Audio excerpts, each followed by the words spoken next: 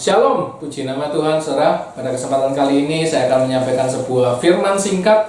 Jadi bahan renungan kita bersama-sama dengan tema dunia tak berjendela yang saya ambil dari Pengkhotbah 2 ayat 11. Apa itu dunia tak berjendela? Nanti akan saya jelaskan. Pengkhotbah 2 ayat 11 dikatakan seperti ini, ketika aku meneliti segala pekerjaan yang telah dilakukan tanganku dan segala usaha yang telah kulakukan untuk itu dengan jerih payah, lihatlah, segala sesuatu adalah kesia-siaan dan usaha menjaring angin. Memang tak ada keuntungan di bawah matahari.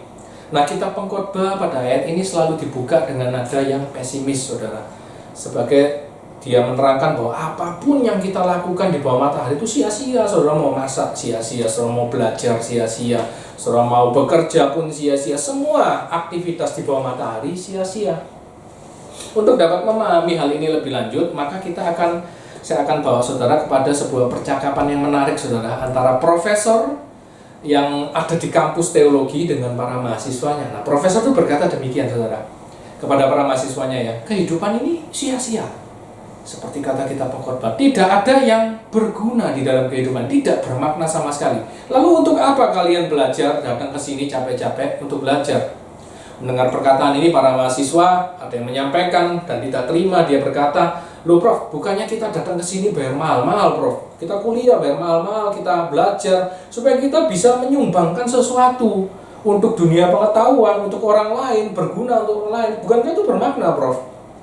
Maka profesor ini menjawab, memang benar, kalian bisa membuat prestasi selama kalian hidup, selama kalian belajar, bahkan prestasi yang besar.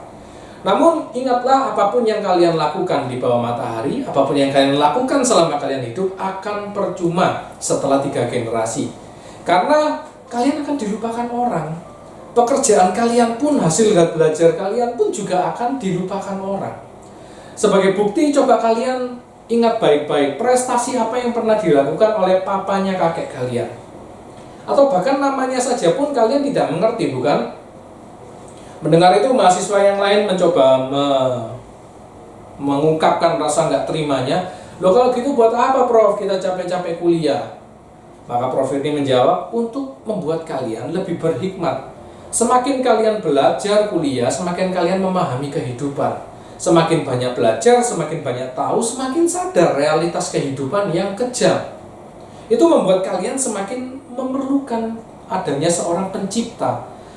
Nah, mendengar perkataan itu ada yang masih tidak puas. Memang, Prof, kalau memang hidup itu nggak bermakna, Prof. Tapi setidaknya, Prof, saya ini masih bisa kaya, Prof. Saya bisa cari uang, saya bisa dapat pekerjaan baik, saya bisa senang-senang dengan harta saya karena saya kuliah. Bukankah itu bermakna, Prof?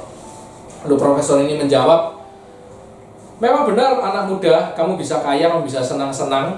Tetapi ingatlah, kekayaan itu sia-sia. Saya bisa ngomong gini karena saya sendiri orang kaya, anak muda. Nah, kenapa saya katakan kekayaan itu sia-sia? Karena yang pertama, pada dasarnya manusia itu tidak pernah puas.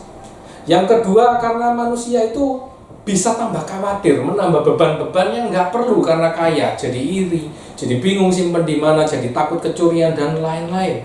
Dan yang ketiga, karena kekayaan itu bisa lenyap dalam waktu 1 hari. Kalian kumpulkan dalam waktu berpuluh-puluh tahun dan lenyap dalam waktu 1 hari karena gempa bumi, COVID.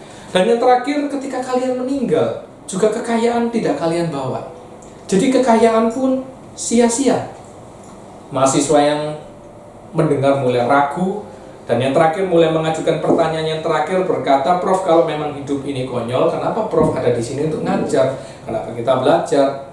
Maka profesor ini menjawab, memang tentu tidak, anak muda, saya tidak memaksudkan bahwa kuliah itu tidak bermakna atau percuma.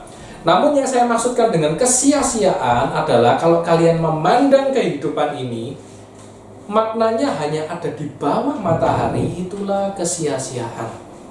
Karena solusi dari ketidaksiasiaan, dari kesia-siaan adalah jika kita ada memandang di atas matahari. Yesus Kristus, dia sudah turun ke dunia, dia mati bagi kita, dia bangkit bagi kita, dia menyediakan tempat tinggal bagi kita, dia memberikan upah bagi orang yang sungguh-sungguh mencari dia. Itulah yang membuat hidup kita bermakna.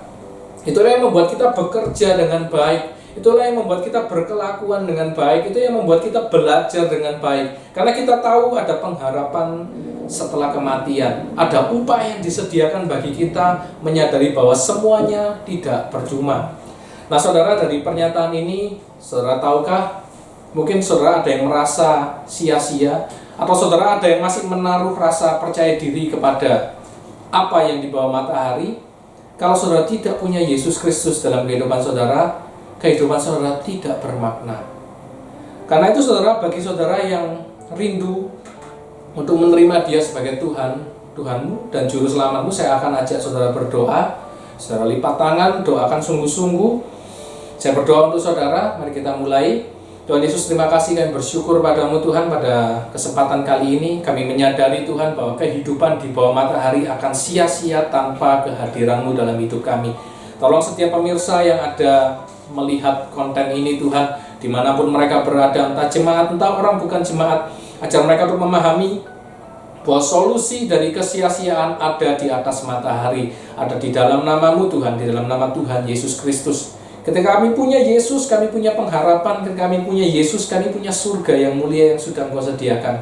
Tolong bagi mereka Tuhan yang mau menerima Engkau pada kesempatan ini dengan sungguh-sungguh, Engkau masuk dalam kehidupan mereka, Engkau bekerja, bercampur tangan dalam kehidupan mereka, dan mereka boleh menemukan makna kehidupan di dalam-Mu. Dalam berkat nama Tuhan Yesus Kristus kami berdoa, kami mengucap syukur. Haleluya. Amin. Demikianlah renungan saudara. Shalom.